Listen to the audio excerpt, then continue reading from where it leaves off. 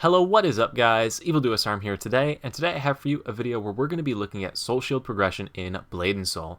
So unlike other MMOs where you farm for different armor pieces and equip them to your character and create different set bonuses and things like that, Blade & Soul's armor system is the Soul Shield system, which allows you to wear any costumes that you want on your character and not worry about appearance, so that's pretty cool.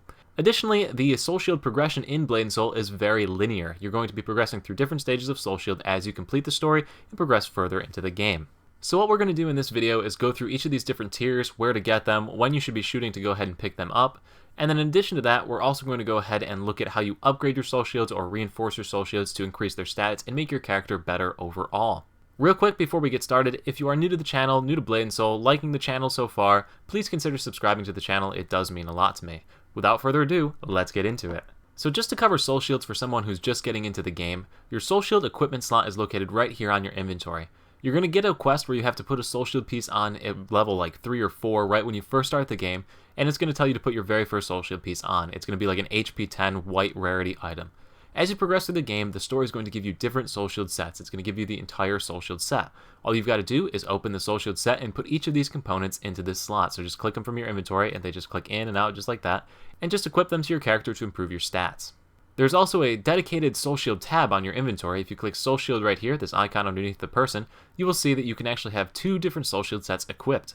With these 2 different Soul Shield sets, you can actually have a PvP and a PvE set, or 2 different builds for your character, although most builds are very linear, as I mentioned in the beginning of this video. This is a great way to free up inventory space if you find that you have soul shield pieces you want to hold on to. You can store them in your alternate soul shield slot and then keep your main one here for yourself, so you can save a little inventory space like that.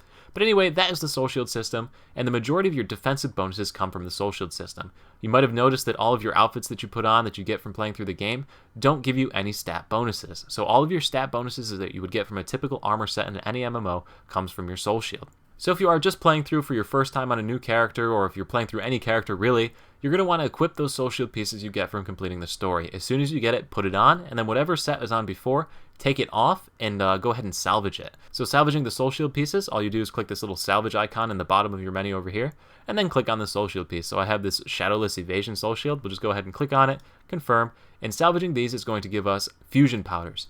Fusion powders are used to upgrade soul shields later, so we're going to want to get as many of these as possible, so that's why we want to farm them as we progress through the story. But anyway, just go ahead and take off and equip your latest soul shield set all the way until you get the point where you get the affectionately called Msp Soul Shield Set. After you complete Act 8 in Blade & Soul, you're going to be awarded the Msp Soul Shield Set. This Soul Shield Set will be your first bit of legendary gear beyond your weapon, and will provide a huge boost to your character. These legendary soul shields give added bonus effects. As you can see on my Force Master, it increases my Glacial Beam's damage by 10%. These effects are huge and far outweigh any other purple soul shield pieces you will have gotten through farming dungeons or picked up along the way, and from this point forward you will only be using legendary tiered soul shields, so don't even worry about those soul shields that drop from dungeons for now. The only thing that those other soul shields will provide you is going to be fusion powders when you salvage them, so really don't worry about them, don't worry about bidding for them, they don't bring anything to the table anymore. Alright, let's take a look at the checklist for this video, see how we're doing. So open up with a what is up guys. Yep, we did that. Beg for subscribers so you can hit, yeah, we definitely begged. Virtual boobs, that's a check. Take 5 minutes to say put the soul shields on you get from the story. I did it in 3 minutes. Look at you guys, you're doing good now. Alright, what's next? Raven King Soul Shield, let's go. So the next soul shield set that we're going to look at is going to be the Raven King Soul Shield Set. This soul shield set could be named Raven King, Skybreak Spire, BT, or Black Tower, depending on what forum or where you're looking. So if you look around online for more information, those are the different names that this soul shield set could go by. The interesting thing about soul shield sets going from this point forward is that they are actually the only item that drops class specifically. So every class has a different item that drops and has a different name for this soul shield piece that they equip. So that's why I'm referring to them as the general all-encompassing location that they come from, rather than the actual name of the soul shield set itself. This is the only item in Blade & Soul that does that. Elemental accessories can be used by multiple classes, but as far as class specific, this is the only item in the game. So these soul shields only drop from raids, and raids can only be run once per week. So what that means for you is that you might spend a lot of time farming up these items, simply because if your piece doesn't drop, you gotta wait until next week. However, the nice thing about Blade & Soul is that they've implemented a system where you can purchase soul shield pieces with the trade currency, or the currency you get from completing the raid boss. So eventually you'll get up enough raid currency and you can just purchase your soul shields as you see fit. So the merchant for the Skybreak Spire soul shield piece is Yido, and she's located right here in Kanda Vihar. As you can see, if I drag the shop over, all of the Soul Shield pieces can be purchased for Raven Feathers. So where do you get the Raven Feathers and where do these Soul Shield pieces drop? They drop from the raid Skybreak Spire, which is why I've been calling it the Skybreak Spire Soul Shield Set. It's located at the top of Kandavihar. It is a 12-person raid. You will need to do about 40,000 DPS to be able to clear it. My advice for finding this would be to look in faction chat, form your own raid for it, or go into my Discord or the raid recruitment Discord and try and find a party that's willing to take on a newer player. If you are a bit more experienced, you'll find easier time getting into parties. However, it is still plenty doable at the 40,000 DPS mark, which is basically like your legendary accessories and your weapon at like stage 7. So it's not incredibly hard to get to. In fact, just playing through the story will get you the majority of the way.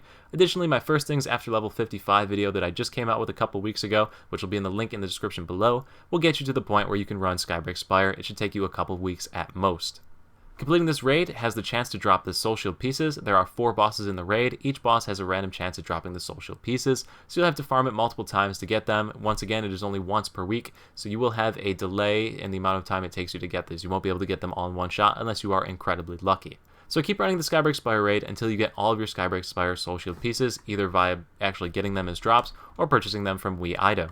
Before we go any further in the video, something you may have noticed is that all of these Soul Shields have different effects based on the number of pieces that are equipped. So these set effects are broken down in 3 pieces, 5 pieces, or 8 pieces. So you always need to have that number of pieces equipped to go ahead and get the set bonus. For that reason, you never want to do like a hybrid build of 4 sets of this, 4 pieces of that. So you always want to get all 3 of those set effects. For the most part, as you progress, you'll just exchange like for like. So what I mean by that, you have your full 8-piece MSP set that you got for completing the story. You go ahead and put 3 pieces of the Raven King set in, take 3 pieces of the Raven King set out.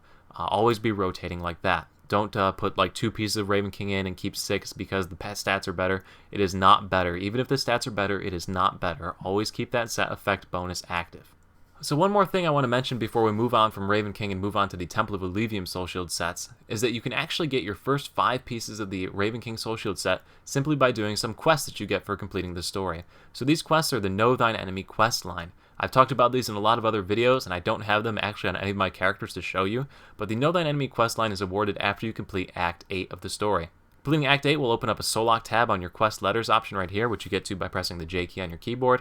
Accept all 3 of those quests, and completing the first one that gives you the first 3 pieces is involved killing the Dawn of Kandavihar raid, the Fallen Aratu School raid, and the Snow Jade Fortress raid. So those 3 raids can be done basically fresh out of the story. All you gotta do is find a party, get into them, and complete them, and you'll get the first 3 pieces of the Raven King Soul Shield set, which you will exchange for your MSP set as we had just mentioned before, and then you can work on the later pieces. Know Thine Enemy Part 2 requires you to clear a lot higher level dungeons, but it will also give you your next 2 pieces. So if you can find some friends that are willing to carry you through those dungeons, good luck, and hopefully they will do that for you and get you those 2 pieces. If not, you're gonna have to run Skybreak Spire over and over to get those pieces. So with all of that said about the Raven King set and progressing and all that, let's move on to the Temple of Alluvium set. So the remainder of the acquisition portion of this video is going to be relatively quick, as it's exactly the same as the Raven King Skybreak Spire one. So the next one is Temple of Alluvium, and that one is done at the Dasari Palace Gardens. Temple of Alluvium is a 12-person raid. You're going to want to have north of 100,000 DPS before you go into this one. And just like in Raven King, they drop from the 4 bosses, and additionally, you can go ahead and purchase them from the exchange merchant that's located right here at the gates. As you can see, all the Soul Shield pieces are down here. They become achievement unlocked after completing the first 2 bosses, so this will be likely the way that you obtain the Soul Shield pieces, since it is much easier than clearing the entire raid. So that would be my advice on that one. And the final and max tier Soul Shield in the game is going to be from the Tachyon raid, Nightfall Sanctuary, which is located in the Emperor's Tomb region in Solok. This is very, very difficult content, hardest content in the game as far as PvE goes. You're going to want to be stacked to the 9s, full geared for this raid. We're talking like 500,000 DPS to even have a chance at it, because you're going to lose DPS from deaths and a whole bunch of different things. So you're going to want a lot of DPS before you come here. But once again, clearing it has the coin exchange merchant right here, so you can go ahead and trade these Tachyon items for that, as well as get them as drops from completing the dungeon itself. Alright, where are we at the checklist? So we finished the Tachyon, so we are on to make a crappy joke. Okay, let's see. What did the fish say that swam into the wall? Damn. Ha. That wasn't funny. That wasn't funny at all. Alright, Soul Shield primers and stuff. So for the remainder of the video, we're going to be talking about advanced ways to improve your soul shield stats and basically better your character beyond just getting the soul shield pieces themselves. And the first one is going to be re-rolling soul shields until you get the best possible stats on that soul shield piece. So every single piece in Blade and Soul has different stats that you can actually get whenever you open the chest or acquire the soul shield piece. So those stats are drawn at random. There's always one that's guaranteed and then a random one in addition to that. So what are the best possible ones you can get? You always want to be shooting for critical and accuracy rolls. I don't actually have any of them, I think, on my character at all. Nope, there's a critical accuracy one. So my piece 6 has critical and accuracy on it. This is considered a perfect roll for the soul shield piece, and we would leave this one alone. If we were min-maxing trying to get the maximum stats we could get on our character, we would want to go ahead and get critical accuracy on all of the pieces that have it as a potential drop. So to see if it has it as a potential drop, you need to head over to a website that has all the possible drops listed for that soul shield. I know it's getting a bit confusing, which is why this is a bit more of an advanced tactic. To see that, you'd want to go to a site like BNS Tree. I'm not affiliated with them, but they have the best website for these sorts of things, and I'd love to give the guy a shout out for how much work he puts into his site. But anyway, websites like that, and I'll put a link to that in the description below as well. You can get over there and see all the different rolls you can get. You always want to have critical accuracy as your rolls, though. If it doesn't have critical accuracy, try and get one or the other plus any random stat. It doesn't really matter. Critical and accuracy will improve your DPS the most. In order to re-roll that, you'll need to get multiple pieces of the same soul shield, so either farming Skybrick Spire over and over, farming Temple of Alluvium over and over, or trading for more boxes from the merchants right here. You can go ahead and purchase the boxes from the merchants right here, keep buying them and keep opening them until you get the pieces that you desire for your character. So as an example, I have an extra Raven Soul Shield Chest 5 laying around, so I'm going to go ahead and open that up here on the camera for you. And as you can see, this one has to get unsealed, so I need to unseal it.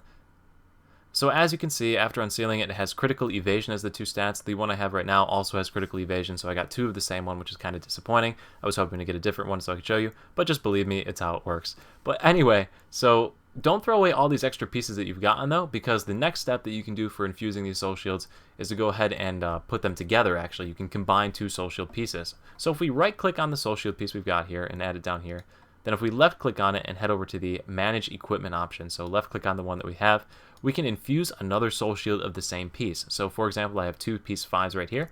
I can right click on that, and with fusion powders I can improve the stats of the piece I already have equipped. So as you can see, I'll improve some HP, I'll get some more critical stat, and I'll get some more evasion on it. So let's just go ahead and do that and hit the evolve button down here.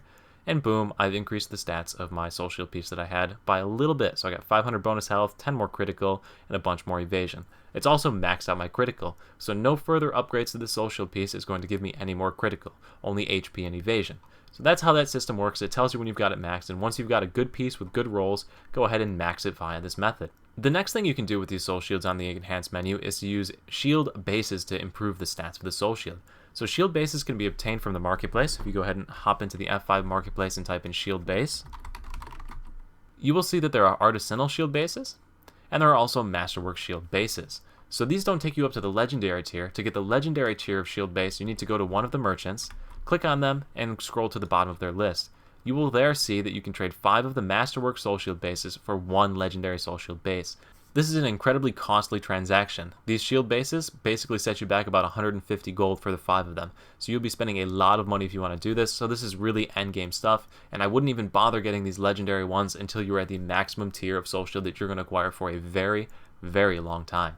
So that being said, a much more cost-effective way to boost your stats is going to be through the use of artisanal shield bases. These suckers only go for 10 gold for a set of 10, and you actually only need 8 of them. So for like a gold a piece, you can go ahead and get a huge boost to your character's stats. To trade these shield bases in, you're going to go ahead and hop into the Dragon Express and head on down the list on this first tab. Here you can see that you can trade the shield bases for soul shield primers. The ones you're going to want to pick up are going to be critical, and you're going to want to get accuracy ones until your accuracy is at 120%. You need 120% accuracy to hit every single enemy in the game. I've got videos where I've gone ahead and tested the accuracy stat for versus different mobs. But regardless, accuracy up to 120%, and if you want to see your accuracy, you press P on the menu, so you can see I'm sitting right at 120%. I don't need any more. Put the rest of them into critical to increase your DPS the most. Don't worry about the other ones unless you're a PvP player and you need to get criticals, defense, and things like that. Critical and accuracy are your main focus as a PvE player. So I'm going to go ahead and pick up one of these critical soul shield primers to show you how this works. So I'll trade one of my shield bases that I have in my inventory and go ahead and pull off that piece 5 that we have already. So if I go ahead and click the Manage Equipment option on it, I can now put this Shield Primer on it. So go ahead and click on the Shield Primer. As you can see, for Soul Stones and some Fusion Powders, which is why we need to farm up these Fusion Powders, I can try and improve the critical a little bit. So since I've already infused this one, I could decrease it by 24, but I could increase it by 52. So let's pray to RNGesus that we get a little bit of a bonus. Note that you cannot keep infusing, that's why I have the chance to decrease here. You can't just keep pumping critical into the same piece. It has a maximum cap that that piece will take me to. So this Shield Primer will only take me up to 254, but if we look at the legendary one from this dude, you see that I can get up into, I think, the 400s. Yeah, I take it up to 470, so it's twice as much critical compared to the one that I'm about to use on it. But anyway, let's head back over to the Manage Equipment and go ahead and put this piece on. And click the Evolve button, and it will go ahead and upgrade. And hopefully it upgrades and not downgrades. There we go, we got an upgrade. That's the max that a possible roll that I could get for that blue one. So that's cool. But anyway, that is how the infusion system works in Blade and Soul. So additionally, you can craft these Soul Shield bases via the Soul Wardens Guild. However, these Soul Shield bases are not cost effective to craft here. You're better off just buying them off the marketplace, but it is an option if you want to go ahead and do it like that. The interesting thing about the Soul Wardens, however, is that they are the only guild that can craft the engraving items down here. So these engravings are used to boost the stats of a PvP Soul Shield set, as well as your Fallen Aransu Soul Shield sets. These shield engravings give a random boost to a random stat, so as you can see we've got critical, accuracy, and defense. So if you want to take your chances and go ahead and craft one of these suckers and see if you can't improve your character stats, this is a way to do that. It is an additional upgrade that you could do on top of the infusion and then the top of the fusing two soul shields together. So if you are looking to absolutely min-max, this is one way to do it and the final thing you can do regarding soul shields. So anyway guys, I hope you found the video useful. This is a longer video, I know it took me a long time to get through all this, but there's so much in the Soul Shield system in Blade and Soul. I really hope this video helps you, and if it did, please consider leaving a like and subscribing to the channel if you aren't already. It really does mean a lot to me. And once again, thank you so much for watching everyone. I will see you at the next video. Peace.